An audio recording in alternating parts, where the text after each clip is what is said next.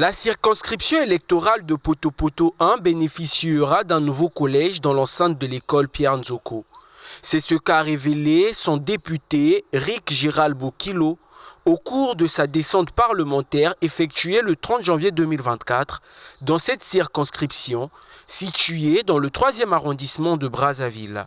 Alors la particularité pour les habitants de Poto-Poto 1 sur cette session ordinaire dite budgétaire de l'Assemblée nationale est que pour l'exercice 2024, Poto-Poto 1 a pu bénéficier d'un collège.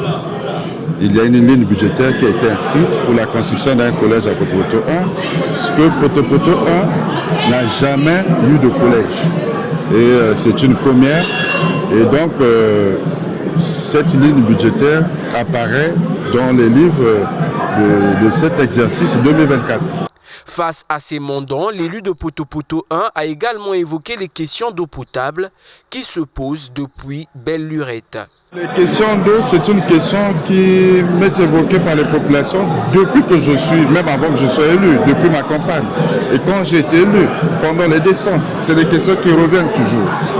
Mais moi, j'ai dit aux populations, toujours dans ce cadre social, moi en tant que votre élu, si je pouvais faire quelque chose, ça devait être de faire les forages. Mais moi, je ne suis pas pour les forages. Parce que pour moi, les forages ne règlent pas le problème. Et c'est ce que j'ai expliqué aux populations. J'ai dit, nous allons continuer à faire pression sur l'exécutif sur la question, afin que ces questions soient résolues, que chaque citoyen de la circonscription arrive à avoir de l'eau dans son robinet, que d'aller prendre de l'eau dans les bidons, dans les forages, venir les conserver à la maison pendant des jours et des jours. Et après, ces eaux-là ne sont plus propres à la consommation. Toutefois, il promet soumettre acquis de droit toutes les doléances de ses mandants, notamment sur les questions d'ordre sanitaire, de la construction d'un collège technique, ainsi que la formation des habitants de Poto-Poto, à qui il attache toute son attention et sa considération.